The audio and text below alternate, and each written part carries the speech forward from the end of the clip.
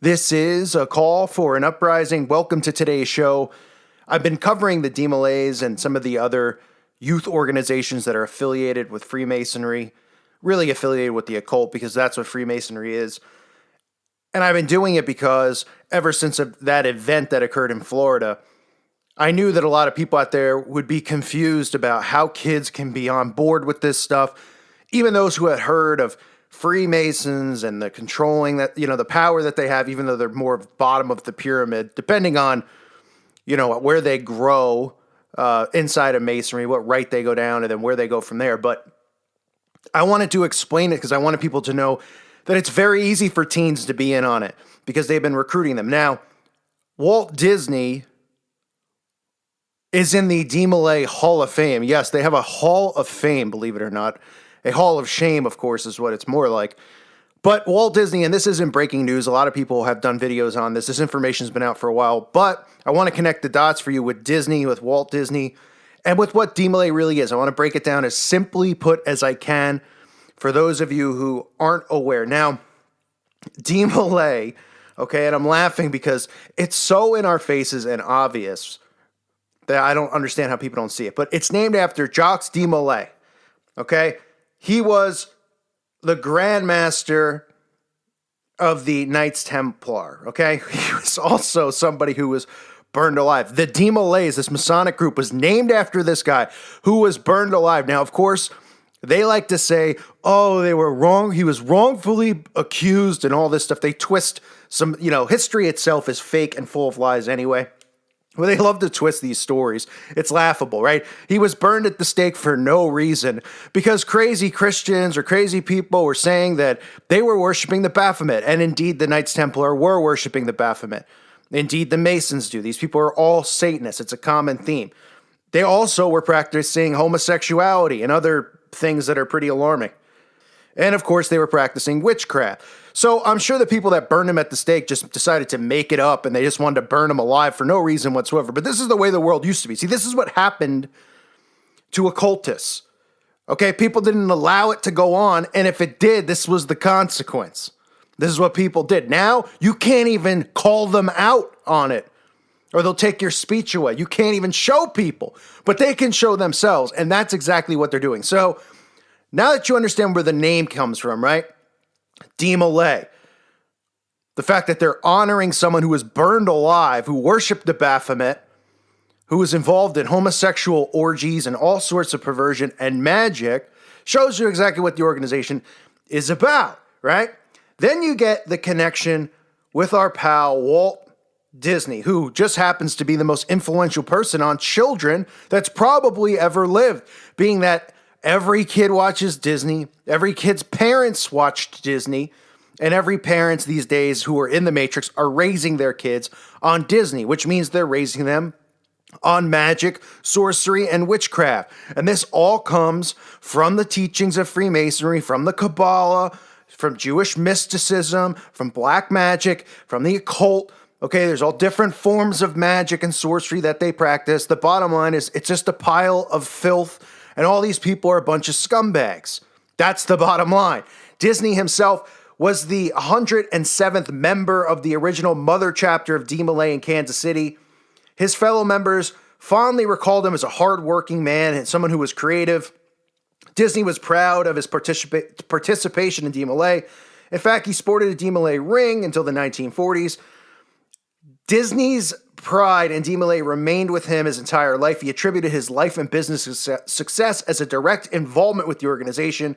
Back in '63, the religious writer Roland Gammon communicated with 55 famous Americans personalities across the world. He asked them the same question: what is your faith and what part has it played in this achievement? Walt submitted a composition entitled Deeds Rather Than Words. All right, because remember, these people believe in their deeds. So they could do all this bad crap. They can kill, they can pillage, rape. But hey, if they do some good deeds, they convince themselves they're doing good deeds. That's what their duality that they believe in is all about. Their good deeds outweigh their bad deeds and all this crap. So Disney, Disney here has access to all these children, to all their brains, not to mention these orders that, you don't think for one second that Justin Timberlake and some of these kids who came through Mickey Mouse Club weren't raised through, Demolay and Job's daughters. Of course they were. They even openly, if you search, you can find that Disney has their own Demolay, kids foundation, own Demolay's kids football team and stuff. There's videos on YouTube. It's just like, it's out in the open, right?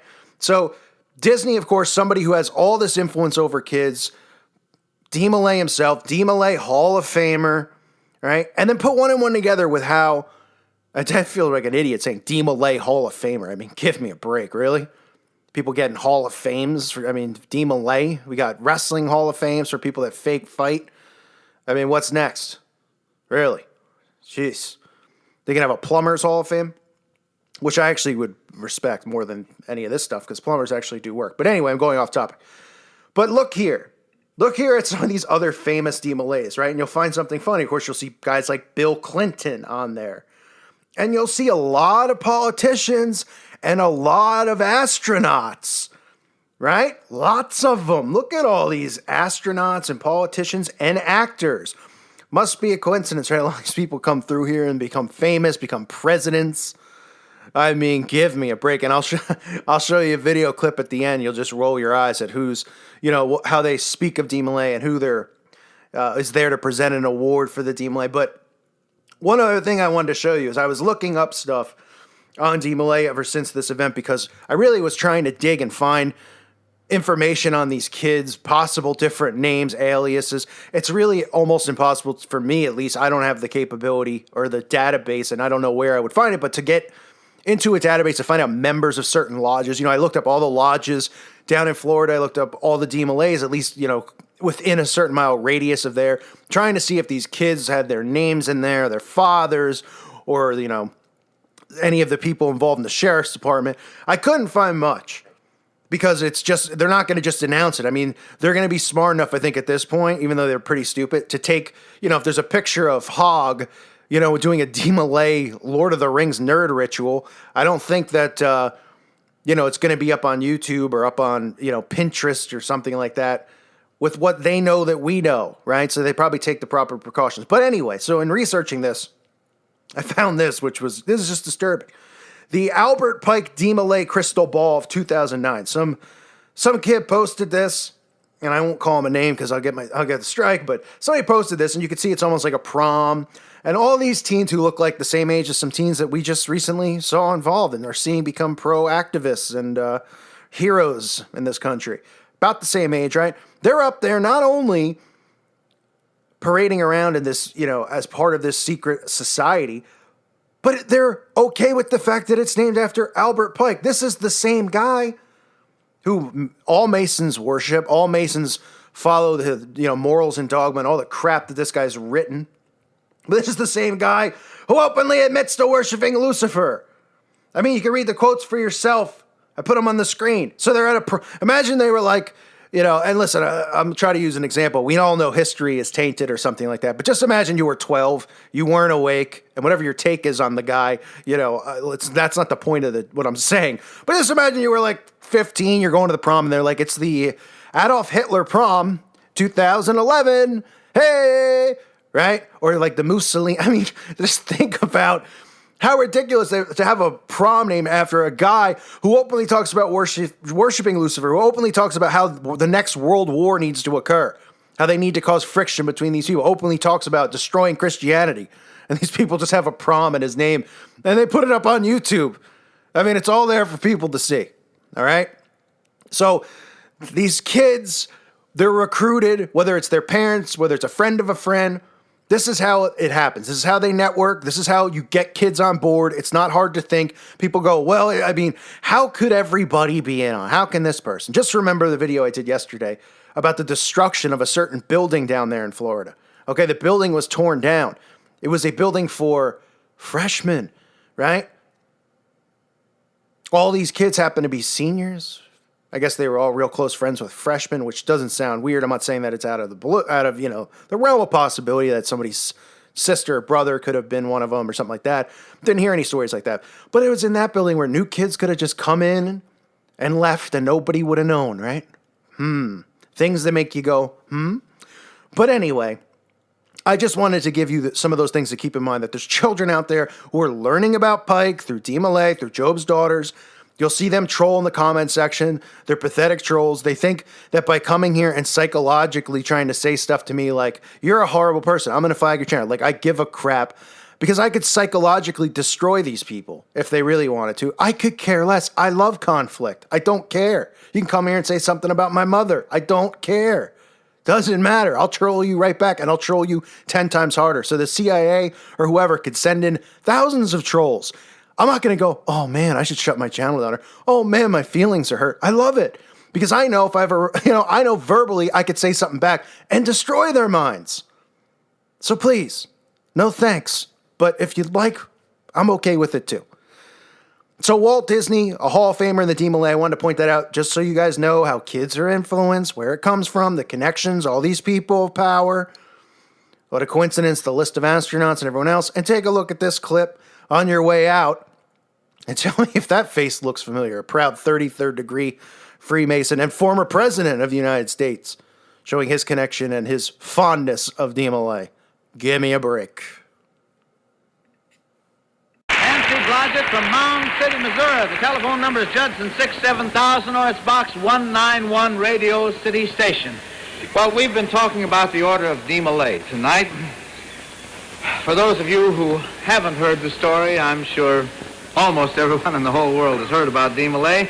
This is an organization that started with one boy and his 8 friends. An organization that in one man's lifetime started from that one boy to today. It is nearly 3 million young men in all of the free countries of the world. The important thing in any organization, of course, is the spark plug of the organization, the person who has the brilliant idea and follows the star. I'd like to introduce the gentleman who founded Dee Millay and has been its president ever since, my very good friend, Mr. Frank Land.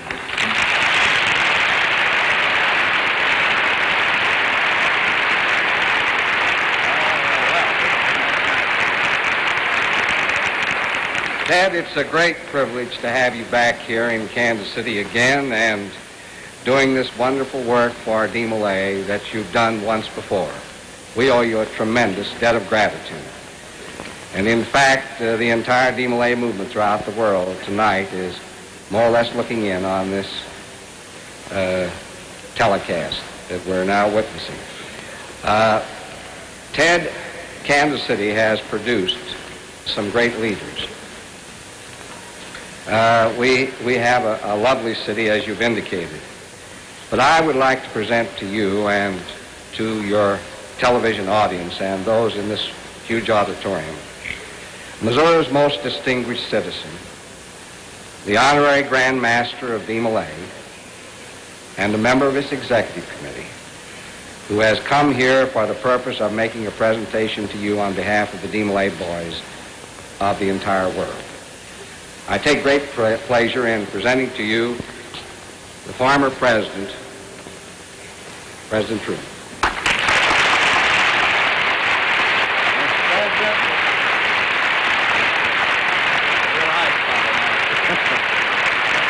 Thank you very much.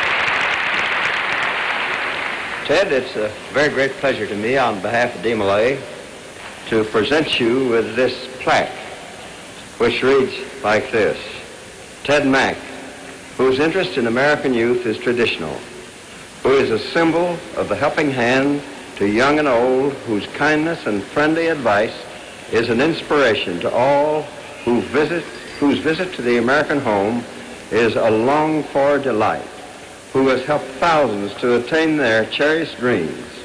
We thank him for his help and wish him and his a long life of good health and happiness. The Order of Dee Millay by Frank Land, founder. Kansas City, Missouri, April the 29th. Well, this is one of the nicest things I've ever received in my life. Frank, I know you know how deeply I appreciate it.